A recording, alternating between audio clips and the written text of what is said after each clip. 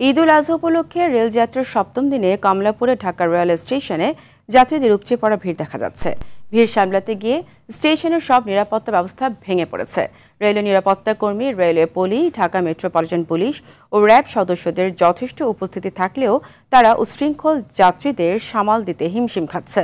নিষেধ থাকা সত্ত্বেও প্রতিটি ট্রেনের পাওয়ার কার ও বুফে কারে ঠেসে যাত্রী তোলা হয়েছে। মেল, কম্পিউটার, আন্তনগর সব ট্রেনের ছাদে যাত্রী উঠেছেন। এদিকে বাসেও রয়েছে যাত্রীদের চাপ, তবে অনেক স্বস্তি রয়েছে লঞ্চে।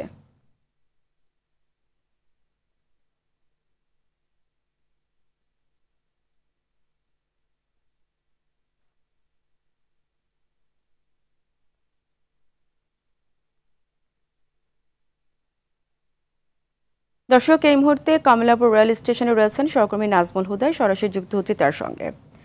নাজমুল, নিষেধ থাকা সত্ত্বেও যাত্রীরা ঝুঁকিতে ছাদে করে ভ্রমণ করছে এবং এই নিয়ে রেলওয়ে নিরাপত্তা কর্মীরা কি বলছে এবং এখন সেখানে কি অবস্থা দেখছেন জানাবেন।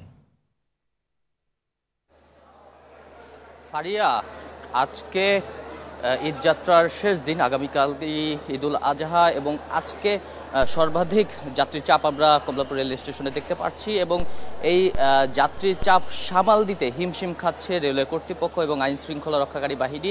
এ কারণেই ট্রেনের ছাদে করে যাত্রীরা যাচ্ছেন। আমার বাম পাশে আপনারা দেখতে পাচ্ছেন যে রংপুর এক্সপ্রেস, এই রংপুর এক্সপ্রেস ট্রেনটির ছাদে যাত্রীরা উঠেছেন। আমরা দেখেছি কিছুক্ষণ আগে থেকেই তারা লাফিয়ে লাফিয়ে ঝুঁকি নিয়ে তারা ওঠার চেষ্টা করেছেন এবং ঠিক আধা ঘন্টা আগেও এই ট্রেনটি এখানে একদম ছাদটি ফাঁকা ছিল, কিন্তু হঠাৎ করেই যাত্রীদের বড় একটা চাপ আসে রেল স্টেশনের একদম প্রধান যেই গেট রয়েছে সেই গেট থেকে, এবং সেই চাপের পরেই এই ট্রেনের ছাদটি পুরো একদম যাত্রীতে ঠাসা হয়ে পড়ে। এই ট্রেনটি, রংপুর এক্সপ্রেস ট্রেনটি ছাড়ার কথা ছিল 9টা 10 মিনিটে, তবে শিডিউল বিপর্যয় হয়েছে।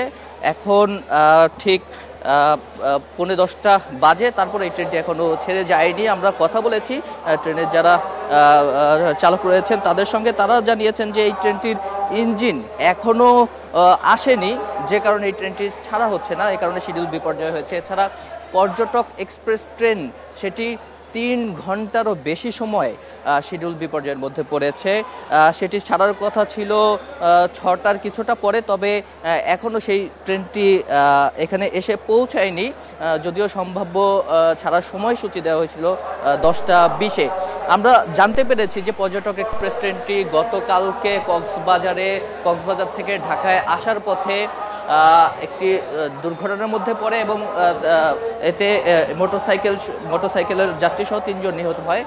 ওই দুর্ঘটনার কারণেই আর কি ট্রেনটি আজকে আসতে দেরি হচ্ছে বলে আমাদেরকে জানিয়েছে। এছাড়া আমরা কিছু যাত্রীদের সঙ্গে কথা বলেছি, তাদের কাছে জিজ্ঞেস করেছিলাম যে টিকিট ছাড়া আসা ভেতরে প্রবেশ করা যায় কিনা। নাজমুল, আপনার কাছ থেকে জানতে চাইবো যে ট্রেন দুর্ঘটনা ঘটেছে একটি, এবং সেখানে শিডিউল বিপর্যয় কি এই কারণে হচ্ছে কিনা ট্রেনের, সেই বিষয়টি জানাবেন, বা শিডিউল বিপর্যয়ের কোনো খবর আছে কিনা আপনার কাছে?